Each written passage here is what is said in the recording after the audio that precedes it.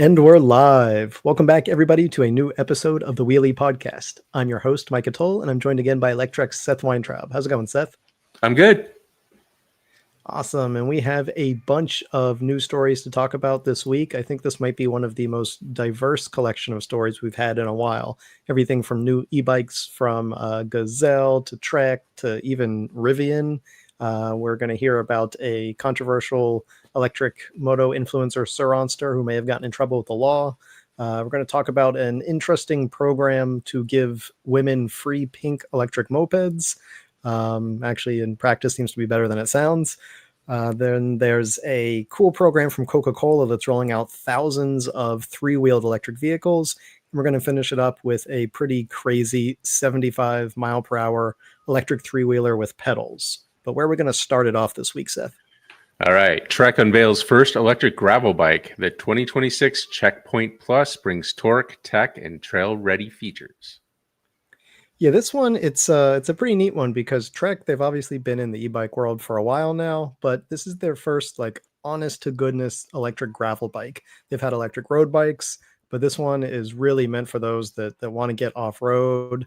Obviously, it brings a lot of the road biking geometry, the ride style, etc., to their e-bike sort of a setup here, but it's specifically designed for gravel biking enthusiasts. It's got a significantly more powerful motor than we've seen them put on their electric road bikes before. So this time they went with the TQ HPR 60. It's now it's still small. So when I say more powerful, you got to keep in mind this is like a street legal gravel bike. So it's only something like 350 watts. It's not crazy, but it's much more powerful, much torqueier than their sort of anemic. I think it was the HPR 40, if I'm not mistaken, that they had on their road bikes. So much more powerful.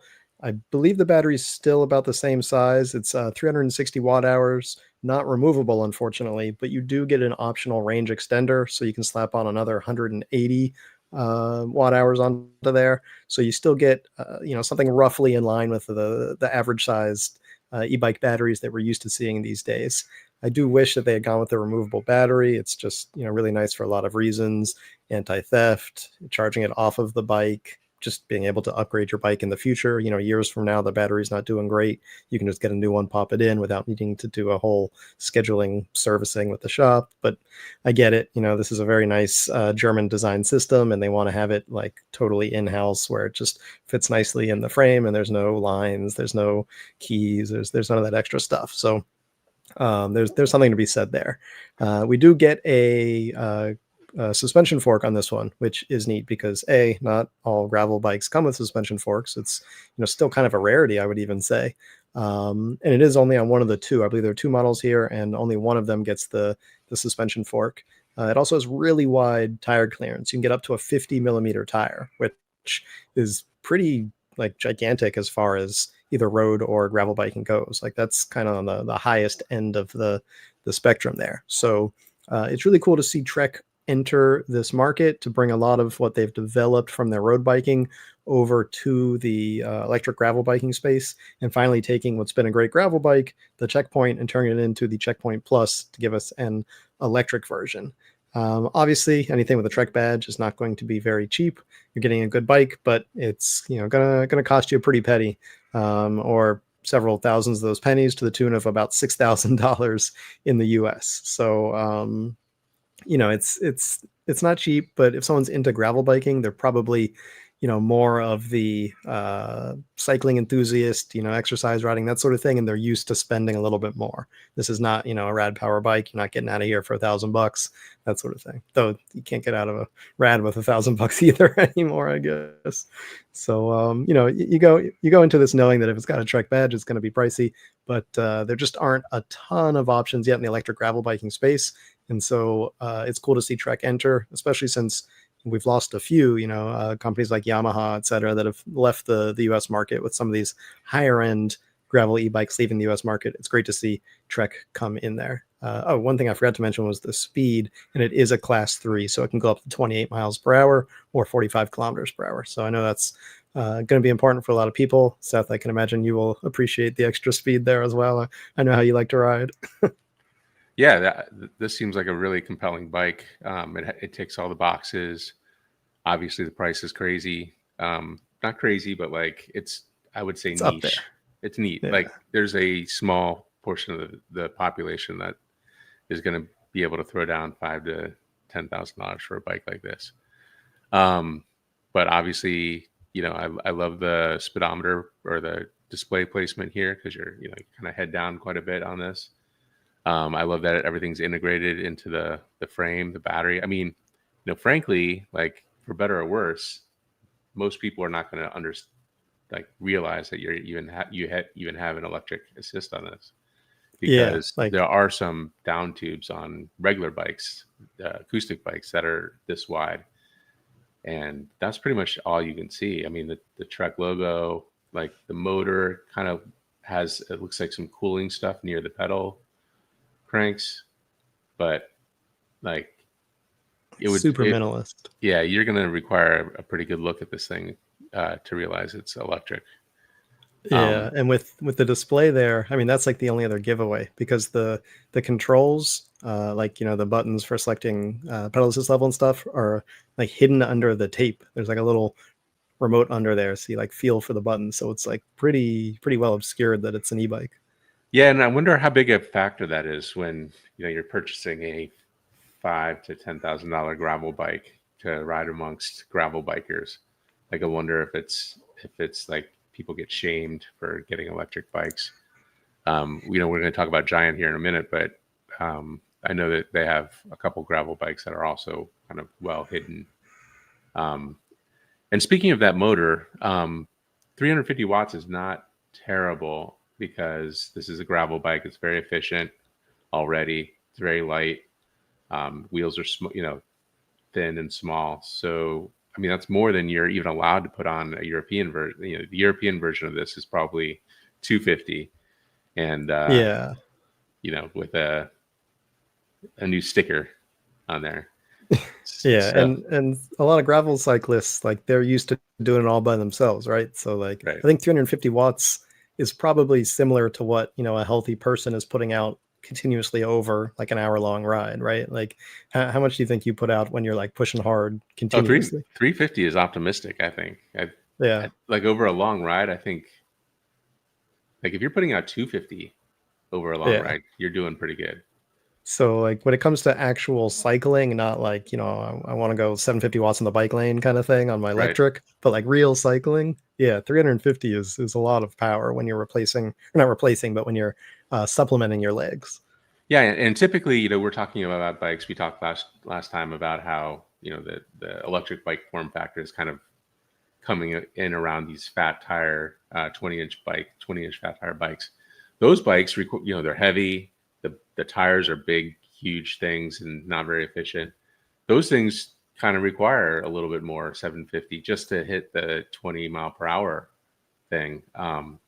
But these are way more efficient bikes, in weight and aerodynamics, and the wheels are much smaller, and so there's a lot of. I think 350 is going to be fine for this. Like if people are worried about that, it's not a problem. Agreed. So I like everything about it except the price. That's kind of keeping me out of it. If I don't know if there's a deal on one of these, maybe I'll take a look. Yeah, check back 12 months from now when there's the Checkpoint 2 Plus. Right, and at Upway, there's a few extra, just half price or something that might make sense. All right, let's move on. Gazelle rolls out 3 new comfort-focused e-bikes in the U.S., including its most inclusive ride yet.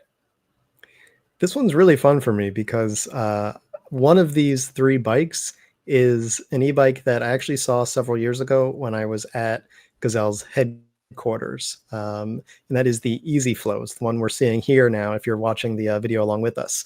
And this is an interesting bike because it's very pedal forward, which means that the pedals are not sort of at the bottom of the line that comes straight down from the seat tube. They're actually much further forward on the frame, which means that you still get that proper leg extension that people will criticize you if you don't have in your YouTube reviews. But you're much lower to the ground, and so it's not a recumbent, but it sort of goes part of the way there in terms of having your feet out in front of you instead of directly below you. And that makes the bike a lot easier for anyone with mobility issues, older riders, or anyone that just prefers to have their feet flat on the ground when they come to a stop. And so to see them bring the Easy Flow to the US market here, or to the North American market, I should say, is really cool, because I think this bike has a lot of potential. In fact, when I was at Gazelle's headquarters, I was there with my wife, and we saw this bike like off in the corner of the showroom. It wasn't even like on a stage or anything. It was just kind of like tucked there as if someone rode it into work like 10 months ago and propped against a wall and forgot it. And after we had been out on a ride all day, she was on a larger Gazelle bike and was having a little bit of trouble. She's pretty short, and she saw this one and tried it out, and it was like it just clicked for her, and she just felt so much more stable and comfortable. And all of the super tall Gazelle people were very confused. They were like, that's an old people bike, right? Hmm. She was like, it works great for me. Like, you shouldn't look at it as old people. Like, you guys are so tall that you don't understand the perspective of a shorter rider. But this is like a short rider's dream. So, long story short, the Easy Flow, I'm very excited to see them bring that to the US, because I think it fits so many more riders, and especially shorter riders that struggle on the bikes that a lot of us take for granted, as like you just throw a leg over and go. But if you can't reach the ground every time you stop, people feel uncomfortable. So that one is neat. But there's two other models here as well. The Arroyo, I'm not sure if I'm pronouncing that right. It's Arroyo. So they brought two of their updated Arroyos, the C5 and the C7, I believe it is. The 380. So the 380 has the Enviolo 380 hub, which is that like stepless CVT, sort of like infinite gears within I think it's 380% range. And then there's the 5-speed. That's the Oreo C5. That one has the Shimano Nexus 5-speed, like click, click, click, internally geared hub. All of these, they're very Dutch bike-like. You get that upright seating position. You get those internally geared hubs, whether it's the stepless or the Shimano Nexus 5 5-speed hub. They all come with really nice racks and fenders, integrated lights. The Arroyos have that really cool front fender light, where the light is literally a piece of the fender, which means there's just one fewer thing to get snagged at a bike rack, which if you're a Dutch rider, you're probably parking outside and using this as like a daily rider, parking it at bike racks, locking the fences, etc. So it's one less thing that just gets caught when you're trying to lock your bike up. So these bring that very Dutch, very classic design to the US market to join the other Gazelle bikes that have already been here. So to me, just really cool to see these come in. Gazelle has just been like a phenomenal bike company. I mean, literally over 100 years of building bikes. And I'm not sure when they got into the e-bike space, but it wasn't in the last like 5-6 years kind of things. They've been building e-bikes for a long time, a good chunk of that 100+ years of legacy, and they build them right. Like they build for the Dutch market, so they know what it means for someone to have only a bike and to use it as a daily transportation tool. And the prices, I would say, aren't even that crazy, especially after we were looking at that Trek gravel bike, right? So the Easy Flow starts at $39.99, so $4,000. The other two are $55,000 and $6,000, so you pay a little more for the nicer ones, especially with that Enviolo hub.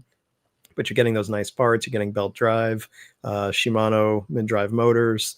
I believe these, unfortunately, are class 1, if I'm not mistaken. So that means you don't get the 28 miles per hour. It's just 20 mile per hour. Yeah. So, you gotta give in somewhere, but, a little bit more affordable and a little more of a wider market than the Treks we were just looking at. And honestly, I mean, it's a little hard to compare Gazelle and Trek, straight up, but I think Gazelles are probably designed to last longer. And so you're probably getting, more bang for your buck with these bikes. But again, obviously very different markets. These are not gravel bikes. These are designed for, cruising around the city, car replacement, maybe some trekking, that sort of thing, but certainly not like the gravel bikes that we were looking at before. Yeah, they look pretty good. I always enjoy Gazelle bikes. I do remember being frustrated one time with a Gazelle bike that was class 1, just didn't feel super powerful. I don't even think I reviewed it. I think it was just like, I just felt like Didn't work for you. it just like wasn't exciting. When you have a big tire commuter type bike, and you're kind of stuck at 20 miles per hour. For me, like obviously for a lot of other people that's fine, but for me that was just a bummer. So I don't. I mean, I get this one, the feed Easy flow. forward thing, easy flow. Yeah, Yeah. um, that makes sense for a lot of people. It actually kind of reminds me of how a lot of trikes are set up. Um, You're right. It does have that sort of geometry of the pedal forward trikes. yeah, Yeah. and And like are the those swept back bars. 24-inch wheels or 26-inch wheels? They're not 26. It's a good question. I thought they were 20s, but they might be 24s. I'll have to double check on that. Yeah, they look somewhere in between. Um, Yeah. I think this is an interesting bike. I think this will be, and especially at the lower $4,000 price point. Nothing like starting out the show with a Trek bike that's, close to $10,000. Everything else seems cheap. Um, Yeah. but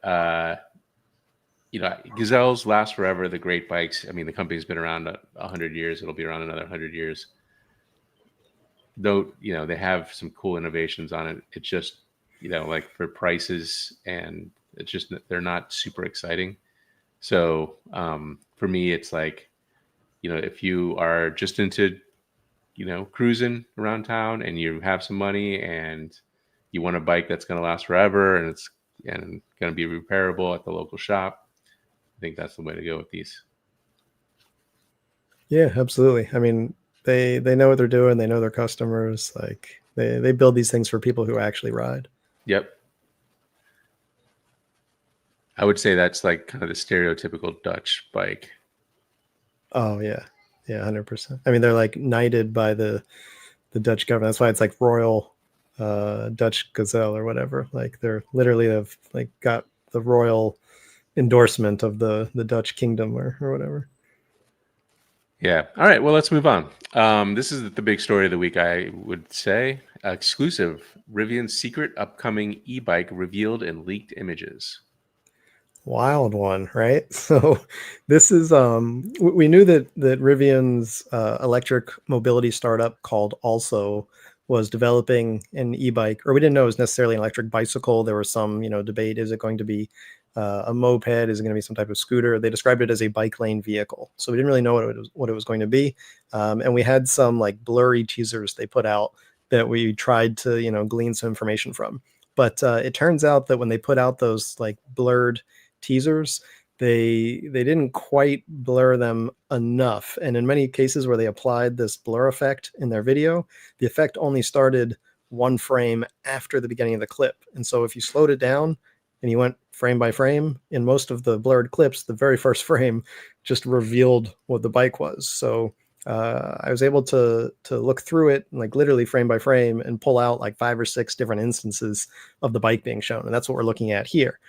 We can see that it absolutely is an electric bicycle. It's not a like a moped motorcycle type vehicle. It's certainly not a scooter. It has pedals, and it looks to be fairly beefy. It looks like it's got one of these like sturdy kind of bike share frames that are really meant for taking a beating. It's not some lightweight diamond frame kind of thing.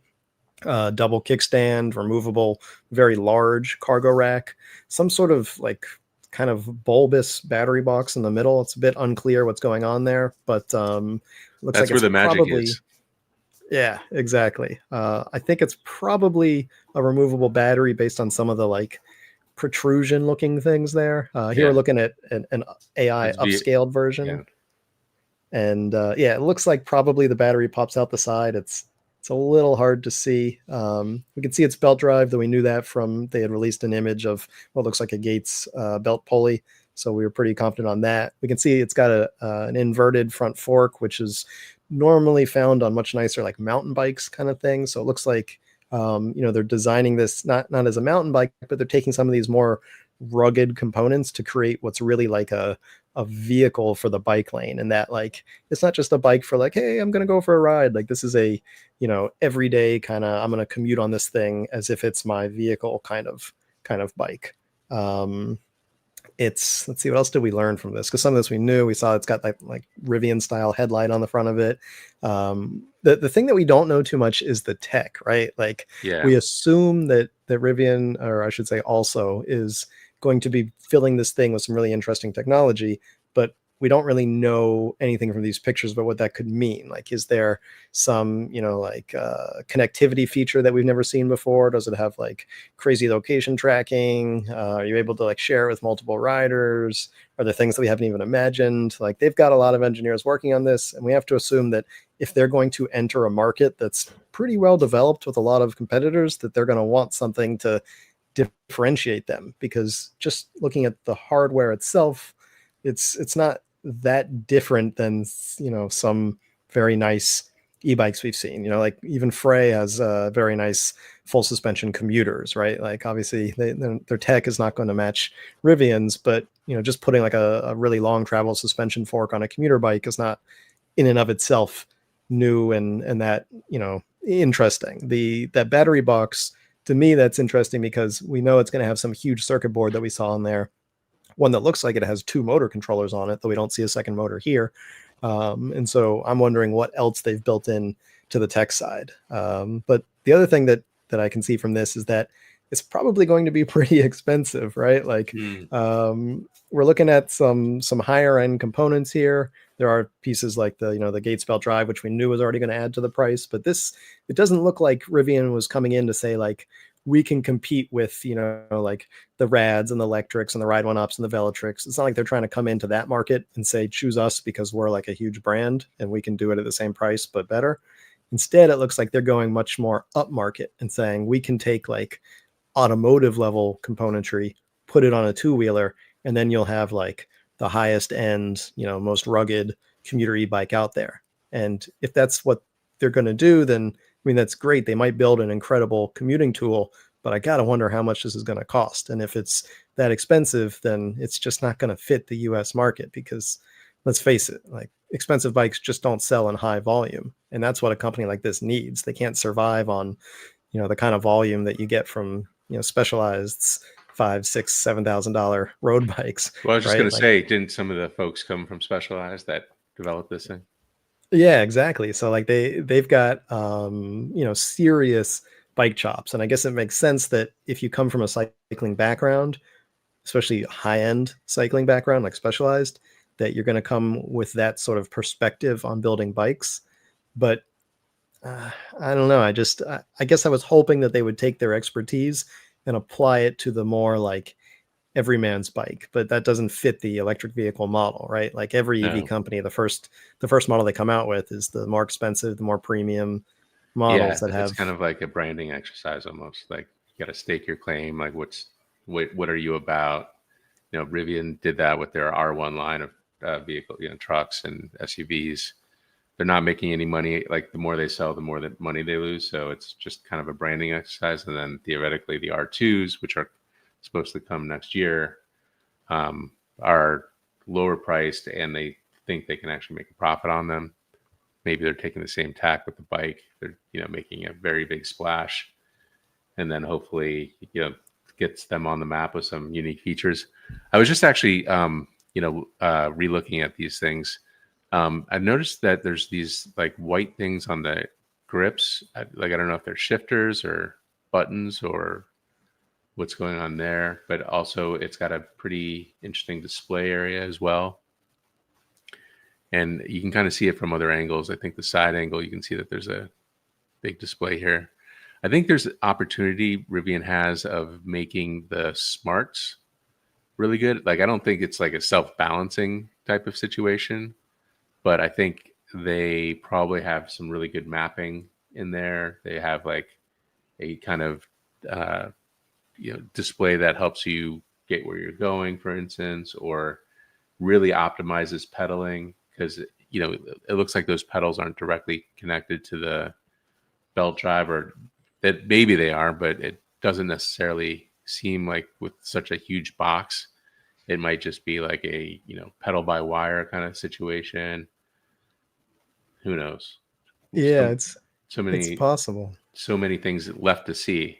And speaking of that, turns out that we're still going, sort of. Mike and I were both invited initially, and I don't know if they just realized that they invited two electric people or somebody's getting punished for writing a story. But now it's just going to be me going to the event next month. It's almost about a month from now. So sorry about that. Like, Yeah, you I took one mean, for the I want to team. give him the I want to give him the benefit of the doubt, but it was like an hour after the article went live that I was uninvited. So, Yeah. oh well. But Seth will be able to cover it hopefully, and that'll Maybe, be fun to maybe see. they were like, "Oh, we invited two people from the same outlet. We shouldn't do that." That's why, Perhaps. perhaps. Yeah, Um, the I'll give removable it to battery him thing though. looks pretty cool. I agree. I just think there's a lot left. Like, we didn't spoil the surprise here. There's so much more to talk about, Yeah, and I mean, I think the tech really will be the reveal, right? yeah, Because like the hardware is just the hardware. There's not, unless they've done something insane that we can't imagine. Like there's just not that many ways to connect a motor to two wheels. yeah. No, it'll be cool. I mean, I'm really excited to see what this is all about. They've obviously spent a lot of time and effort on this. So I think we find out on the 23rd of next month, or we're allowed to talk about it on the 23rd. Sound right? Thought it was the 22nd, but yeah, Okay. something like that. Yeah. So stay tuned next month. We'll have more information, unless something else leaks before then, and And uh, then we'll cover it. and then and then and then I won't be invited. No. Anyway. All right. Let's move on here. This is also kind of a big story, sort of. Controversial electric moto influencer Surronster appears to have been arrested. Yeah, normally like we probably wouldn't delve into like the um pop culture chat of which influencers got arrested, but this is a pretty big one for our industry because if you're not aware, Surronster is a an influencer. I hesitate to call him an e-bike influencer because basically he mostly rides Surron style bikes. These are essentially small dirt bikes. Sometimes call them trail bikes, but they're in like the 4 to 6 kilowatt range. Some of them even more. Generally go something like 40, 45 miles an hour. And these are certainly outside of electric bicycle laws. So these are more like mini electric dirt bikes. And that's kind of his thing. Like, he rides other e-bikes as well, but that's his main thing. And he's got over 1 million followers, and he's hugely influential, I would say, in the industry because so many young riders follow him. They look up to him as a role model. On the one hand, like, it's great that he's promoting riding and getting out there on two wheels. On the other hand, a significant portion of what he does is illegal. He's also anonymous. Like, we don't know his name or his identity. He always Yeah. films with a helmet on. Yeah. And so we don't know who he is. And one of the reasons he said he does this is because what he does is illegal. Like, he takes these non-street legal bikes and he rides them all over on public streets. Usually He's downtown LA. frequently, yeah, downtown LA. He's frequently doing wheelies, which is, to me, is fine in and of itself, but it's like a time and a place kind of thing. There's nothing wrong with a wheelie, but like, doing it between cars and stuff is maybe not the place. So, there's some element of hooliganism going on here. And so the fact that right now we're in this period where there's a huge crackdown, not just on these illegal dirt bikes being used on the road, but that's expanding into our legal e-bike realm as well, with more crackdowns. What used to be, even class 1 e-bikes that could go 20 miles per hour, now in places like New York City, they're being limited to 15 miles per hour. So what a lot of people fear is that these kind of, flashy, in the news folks who are bringing unwanted attention to illegal electric powered two-wheelers are having an unfortunate impact on the legal electric bicycle industry, where more and more crackdowns are coming because of this poor riding behavior. And so what we've seen now, and there's not a lot of details out there, is that it appears that Surronster has been arrested while riding in Mexico. It seems like from his social media that he took a couple of his Surrons across the border into Tijuana. And the last post that he had at the time of our publishing was him with a couple of police officers handcuffed We see they start removing his helmet, and then the video is very carefully edited to avoid showing his face after that, as he's led into a police pickup truck. And so we don't know exactly what happened yet. He claimed in a follow-up video that he wasn't able to return to the U.S., but that had to leave Mexico to another country. He appeared to be wearing an ankle monitor, though it doesn't show it. And so there's some I have some suspicions about what exactly is going on here and how much of this is being sort of like played up and milked for the views, especially with that like whole ankle monitor thing. Just seemed a little bit kind of shady. Like, if you have it, show it. If you don't have it, like, why hide it under a sock? Like, I don't know, the whole thing, like, some of that is a little bit shady, but it does appear that these are actual police officers, and that, you know, he actually was arrested. I reached out to the Tijuana Municipal Police. I unfortunately did not hear back, but hopefully we'll be able to get some official confirmation. And if not, then he usually has Saturday videos, I believe, on his social media. So by tomorrow, we'll probably get the update on what has happened. But this is a bit of a wild situation for the e-bike industry, because it's just one of the biggest, if not the biggest, faceless faces of the industry has sort of finally, quote unquote, been caught by the law for promoting what we often see as illegal riding. I don't know. What do you think, Seth? Am I like too harsh on him, or not harsh enough? Well, I guess, he's got a pretty big audience of, I would say, like 13 to 18-year-olds. In fact, I would note that my older son was super into e-bikes until like the day he got his driving license. And then he was just like, I'm just going to drive my car around now. And so it was really the mobility. I know, I'm kind of bummed about that. So it was really the mobility aspect of everything. And so, with that in mind, like, I kind of, like, my younger son is now super into Surron type bikes. He has that Talaria that we keep at 20 miles per hour until we don't. And then, so anyway, it is good, I think, to show like, hey, I'm getting arrested. Like, maybe all these things that I'm doing, although he plays it like, who arrests somebody with a helmet on? Like that seems like kind of fake, or kind of contrived a little bit. Mexican police aren't really known for, or they're kind of known for being able to be bribed to do something. Who knows if, they saw some police and said, hey, here's, let's film this. yeah, here's 10 grand. Let's film an arrest or something. So who knows what's really going on? I'm sure it'll reveal itself slowly. It seems like a publicity stunt regardless. Like, why would you, like, if you did get arrested, why would you make that part of your thing? But it is, I mean, for my son in particular, he's like, oh, he got arrested. Oh, that's kind of scary. Like, I wonder what happened. So, maybe that's part of the whole, like, trying to do a thing. I would say, like, he's a very positive guy. I've, for better or worse, I've watched just about all of his videos now with my kid. And, he's very positive. He's, giving fist bumps to all the, people around. He's getting group rides going.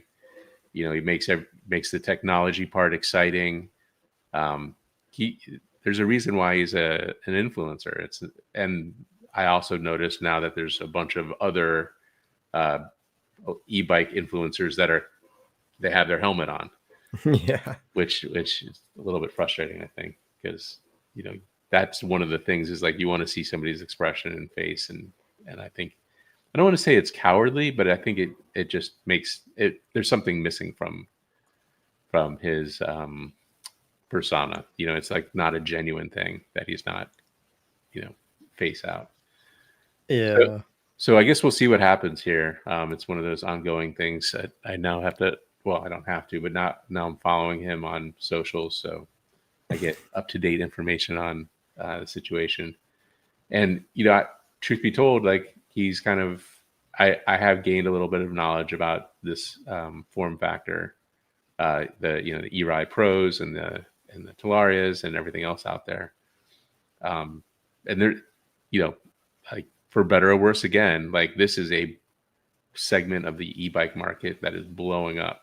Like for all the, frustrations that Zero and Harley are having selling, $10,000 street legal motorcycles, 10,000 and up, these $3,000 bikes that don't require registration because they're illegal, are selling like hotcakes. Like they can't make enough of them. And especially with Yeah. the new Chinese import stuff going on, there's like some supply stress in the area. So it's an exciting part of the e-bike market right now. Yeah, it's cool they exist, but again, it's a time and a place kind of thing. So Right. that's sort of my issue with it. Yeah. Yeah, and I would also like, he does show some of his friends having accidents. I think he had a huge scab on his arm during one of the videos. There's repercussions to doing wheelies, in and out of traffic. Like, sometimes that's not the best idea. In fact, I would say 100% of the time that's not the best idea. Doing wheelies Yeah, and on a dirt road, sure. When you're alone, but yeah, and there's also like the visual part of it, right? Like the optics look terrible for the e-bike industry because so many people think those are e-bikes, right? right, Like that's my biggest thing. Like his elbow skin will grow back. Like if anything, like getting a few elbow scabs, like that's just part of doing business at a certain part when you right. ride Table harder. stakes. That Yeah, like, but it's the impact that he has, the negative impact that he has on the e-bike industry, which he's not even really a part of, but gets unfairly lumped in, which is my biggest issue. Yeah. Well, I mean, hopefully, the success ropes him in a positive direction. And also, with all these imitation uh, video makers, I think, maybe he'll find his shtick is, being the good guy or being the stand-up person. We'll see how it goes. Yeah. All right, let's move on. Why one government is giving women free pink electric mopeds. Ooh, Yeah, it sounds kind of strange, but there's actually some rationale here that I think is pretty neat. So this is a program that's being instituted in one province in Pakistan. Normally, we don't do a lot of Pakistani micromobility coverage, but I thought this was a really cool program, and so I wanted to share it. It's called the Free Pink EV Scooty Scheme, and the whole point is to provide more upward sort of social and economic mobility for women in the country. Pakistan, as part of South Asia, and also having like a very Middle Eastern influence on its culture, is a bit not a bit. It's a very patriarchal society, and they're a little bit backwards in the sort of the legal equality for women. I think technically women do have equal standing under the law, but in practice, it's very hard for women to safely take public transportation, to gain employment, to go to school, to get an education, that sort of thing. And transportation is a huge part of that. And so this program is designed to create this lottery that will give women a free, very pink electric scooter, like a moped style, a Vespa style scooter, if you're listening and not watching the pictures here with us. And at first I thought like make it pink thing sounded like an idea thought up by a man. mm-hmm. But a few of the commenters had an interesting perspective on that I hadn't considered, was that by making it pink, it's less likely that a male family member will just take it and use it or sell it. Like it's very obviously one of these program scooters, and it's very obviously designed for women. So I think that that actually has some real rationale there as well. But I just think it's a very cool program designed to use electric mobility as a way to lift women up and give them the equity that they haven't had due to societal and cultural pressure. And so to say like, this is a wrong that we're trying to correct, and this is the tool that we're going to use, is a really cool example of the impact that transportation equality has. The fact that you can take what's a relatively inexpensive, easy to produce vehicle and say that if we have enough of these, we can take this huge segment of the population and help them, travel to work, travel to school, that sort of thing. I should mention that to be eligible for this program, you have to be a woman, but B, either be enrolled in school or have some sort of employment. So It would have been nice if they made it like I'm trying to enroll in school or I'm trying to get employment, but I don't have the transportation. Would have been nice to include that. But I think like their heart is in the right place, and I think this is a very important program that if this is implemented in other countries in the region across South Asia, across the Middle East, where there are a lot of women who are historically basically kept at home or unable to safely navigate in public, even if they're allowed out, but public transportation is not necessarily a safe place for them, then this gives that transportation independence that they need to actively participate in society. So I just think that's a really cool, A, it's a cool thing that's happening, and B, it's cool that this vehicle is being used as the tool to allow that. Do we know anything about the specs? I mean, I see that it's got front and back motors. It kind of reminds me a little bit of a kick scooter. We don't know anything about the specs. We don't know what model they're going to use. In fact, I put a disclaimer at the end, but maybe I should put it at the beginning. That is an AI image of the scooter at the Oh, the top, scooter and too. also, yeah, and also the image used by the government on their like promotional thing is AI. So I'm not sure these scooters exist yet, or if they've even chosen a supplier for them. But those are unfortunately AI images. So we don't know exactly what kind of scooter we're getting. All right. Yeah, it's being optimistic, I guess, would be like that. It's has cool technology. I mean, obviously, Pakistan has quite a few people, so it'd be nice to get the silent motors going. All right, let's move Definitely. on. Coca-Cola expands its electric delivery fleet with thousands of e-rickshaws. This one's fun. I mean, I have a special place in my heart for electric rickshaws. I don't know why. It's just this like three-wheeled pickup truck platform. A, it's adorable. B, it's super efficient.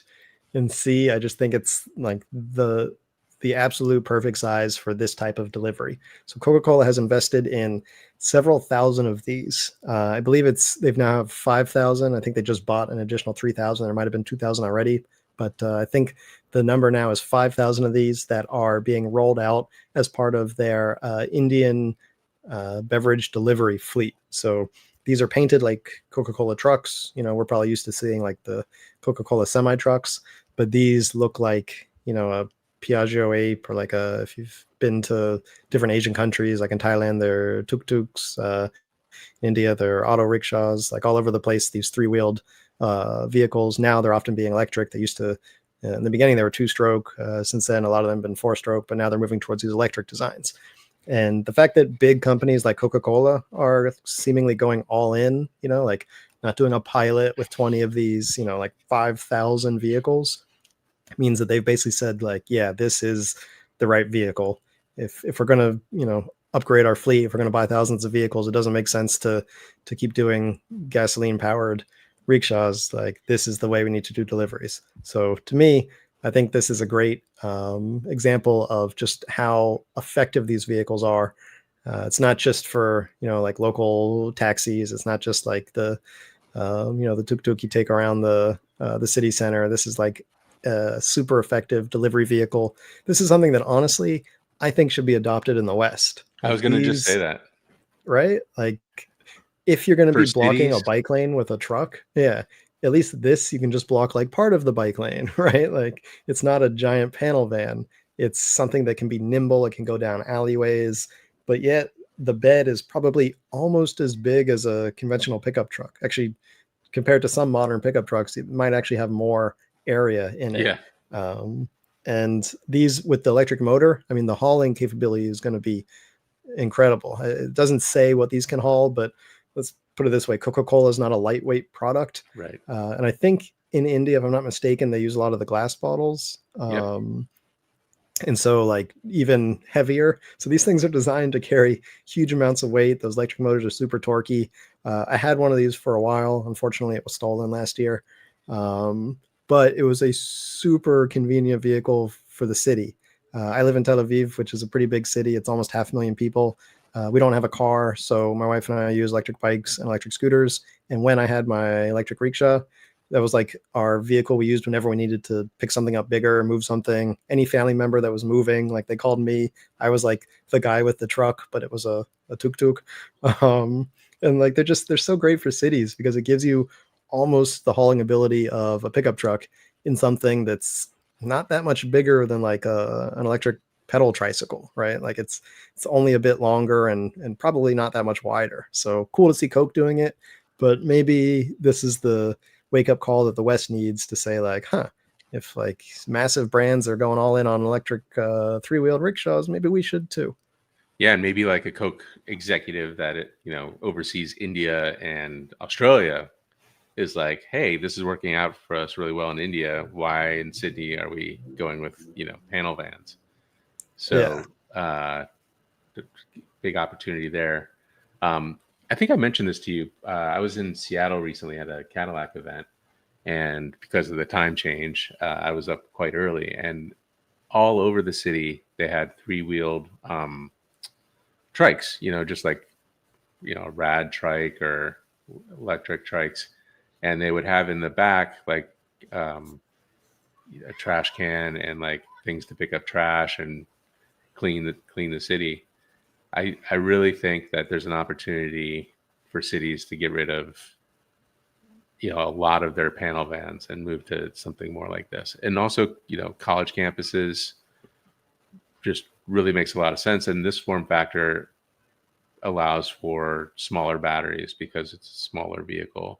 So you don't need that, a 80 kilowatt hour battery. You can probably get by with 10 kilowatt hours or less in these things. So Yeah, and those municipal fleets make a lot of sense because I think there's a lot of pushback to these from individual consumers, but when it's a vehicle you're being issued by work, like all that, right, first of all, you don't have a choice. And second of all that matters is that it gets the job done. And right. so finally, just the fact that it gets the job done is enough. It doesn't have to like be cool or sleek or whatever. Like a three-wheeler with a trash can in the back and a thing to hold a rake and a broom is all you need. Like it works for the entirety of China.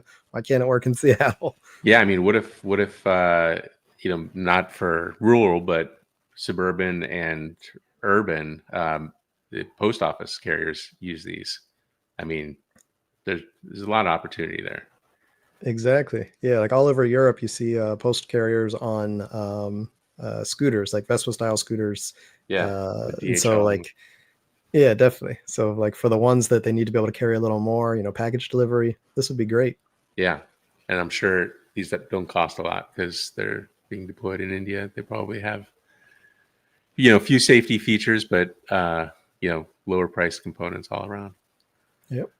All right, let's move on. Sometimes we have ads that make multiple page views, so we have to go back manually. They And get in the way, but they make the world go round. yeah, they make the go.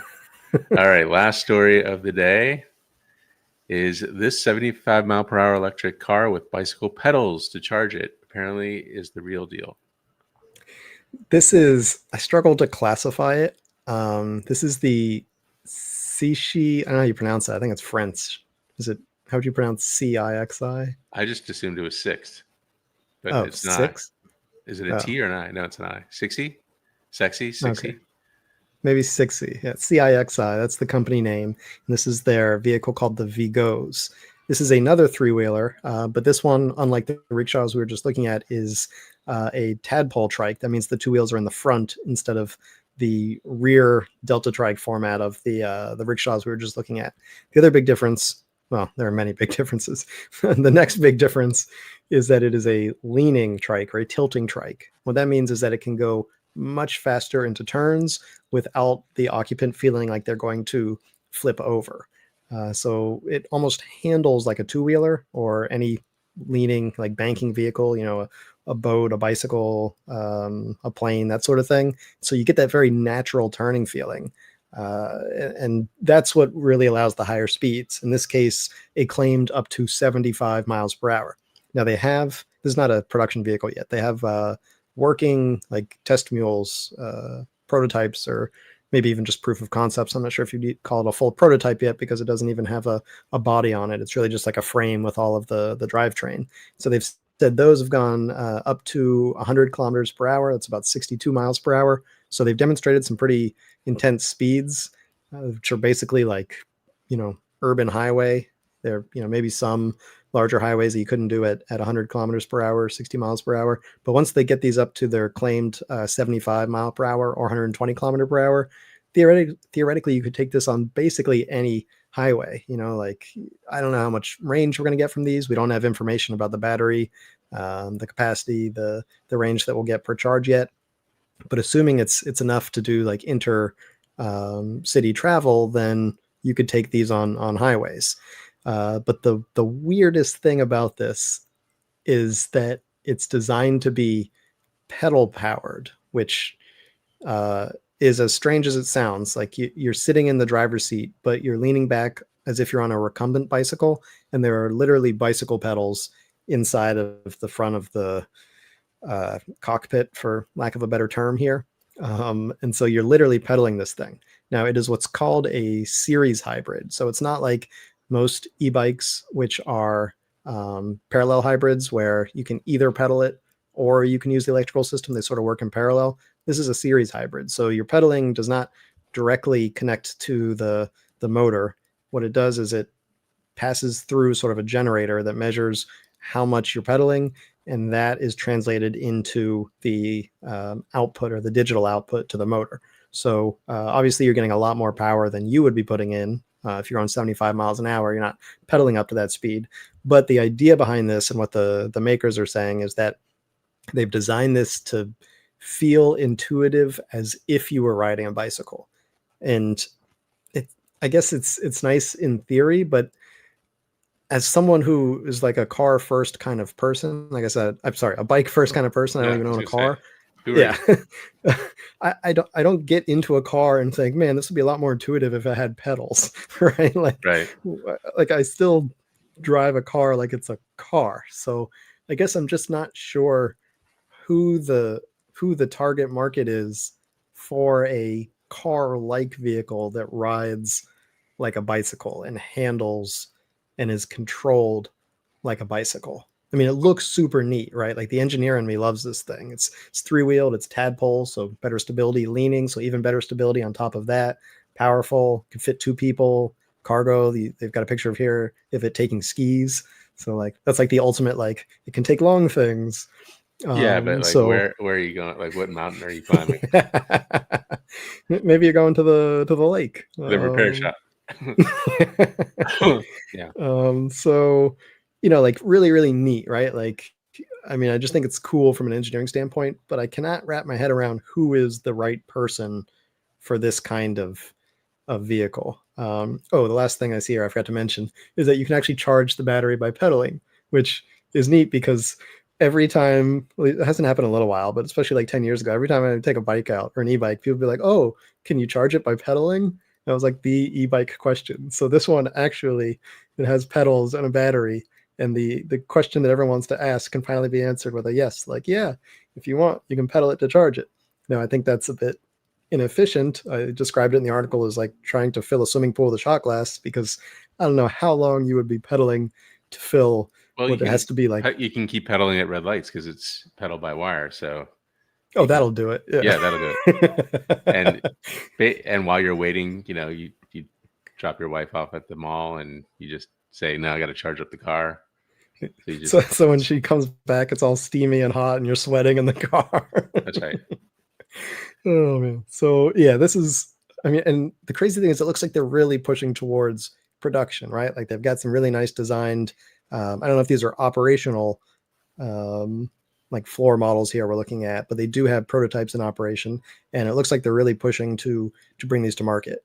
The fact that they have not opened up a reservation list tells me they're not super close, because generally, as soon as a new EV company even thinks up a name, they've already got a reservation list open. Right. So like, don't start opening your wallet just yet. We're probably years away from this coming to market, but it's a really cool design, and I'm glad to see that they've at least got functional prototypes out there, which is a big step up from all of the like renders and computer animated. And I mean, in the last year, like all the AI e-bikes and stuff we're starting to see. So I'm glad this one is a real existing product that they're developing, and not just some like dream that is going to eventually get turned into a scam or something. Doesn't mean it's going to come to market, but at least they're working on a real product. Yeah. No, I love the idea. It kind of goes along with all those Pebbles, and what was the other company that developed Elf. mobiles? Elf. Yeah. This is kind of like the evolution of that. I mean, obviously 75 miles per hour is no joke. But I think they probably put too much emphasis on the bike part. Like they should have made it like a normal car. I mean, if they wanted to put a charger, like a pedal charger in there, sure. But like, steering it like a recumbent, it's kind of like a recumbent, right? Yeah, so I don't see a steering wheel, so I think you've got like those side levers for steering. Right. Like you can see in this one picture, the guy's got. Oh yeah, there it is. Oh, it's like a side stick. Yeah. So it's kind of like a recumbent bike, which is fine, but I think you've just shrunk your market down by two orders of magnitude. But I guess that makes pedaling easier. Yes. I have to admit, like the idea of pedaling, and I know filling up the swimming pool with a shot glass, but like the idea of just being able to pedal your way into a couple extra miles of range, there's something nice about that. I mean, you put a solar panel on the roof, maybe you get a couple more miles. I don't know. Yeah, like you could probably fit 200 watts of solar on the top of that. Like you were saying, 200 watts of pedaling is like a workout. Right. So like you could just be in there, like drinking a margarita while your solar panel's up there, right, working for you. Like, why do you have to pedal it just because they're pedals? Again, like, love the engineering, but the application is where I'm scratching my head. Yeah, I mean, and I always think about these things. I always think about addressable market. Like, if you made it a car, like with a steering wheel, or even like a bike, like a typical bike handlebars, your addressable market's going to be much larger than making it a recumbent bike, with a shell on it. Yeah. But there's certainly, at least these two guys are into it, so there's it'd be a something there. cool, like, now that I'm thinking, where could we apply some of this tech? What if for golf carts they started selling like an emergency charger or like a roadside charger, and it's like the piece of an exercise bike with just the little generator, and you just sit in there pedaling to charge up your golf cart on the side of the road? There's a little product there. Well, I mean, there's lots of stuff like that. I remember, I think we were in Portland, Oregon. They have these cars that are like, they have four pedals on it, and you can actually get going at pretty good speed. There's four people, everybody's pedaling hard. You can get going like 20 miles per hour pretty easily. I think there is something to the vehicle with the pedals thing. I kind of feel like the Pebbles and the Elves were kind of a better idea, or at least closer than this. I mean, this just feels like, just make it a car. I mean, that battery and the suspension, like, this is all very heavy, very technology focused. The pedaling is not going to put a dent in whatever propulsion's needed to get that thing going forward. Yeah. But I also do like pedal by wire. I know there's some efficiency loss there, but I think it also, I mean, especially for recumbent bikes, like, one of the weird, crazy things about recumbent bikes is that crazy chain that has to go from the very front, like down, below, across, and over to the back tire. Like, if you just made that front pedal, or sprock, whatever it is, a like a battery generator? a generator, yeah, and then just ran a wire down, that would be a much easier bike, and probably even less expensive bike. So there's some good stuff in this area, but I don't know if this manifestation is going to be the one that changes the world. But good to see. Hopefully it's I'd love to see it out there somewhere. Yeah, bring one over to the office, if you're in Miami or Tel Aviv or New York. Let's do it. Yeah, we'll go for a ride. Yeah. All right, let's go to the comments. Skeptic says, is it me, or is it weird to put a ram horn handlebar on a gravel bike? Doesn't seem good control on rough surfaces. Actually, that's kind of the whole thing with gravel bikes is that they have that. I guess I call it down. Drop bars. Drop Yeah. bars, handlebars. Gravel bikes are almost. I mean, that's almost like the definition of a gravel bike is that it's got those, and also like we rarely see suspension on gravel bikes, at least as far as I know. Yeah, it's pretty rare. I mean, it's like that old 10-speed look, usually. So, yeah, I don't like they have regular bikes or regular handlebars on those bikes, but they're just not gravel bikes, in my opinion. Speaking of pricey, I spent time in the Le Mans booth at Electrek.co a few weeks ago. Might be my favorite e-bike right now, made in the US, very light, and looks like a normal bike.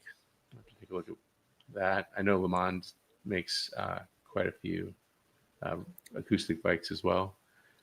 Carl in San Diego says, in my opinion, gravel bikes were invented to sell more bikes to the people who spend stupid money on bikes every year, not better for on-road or off-road.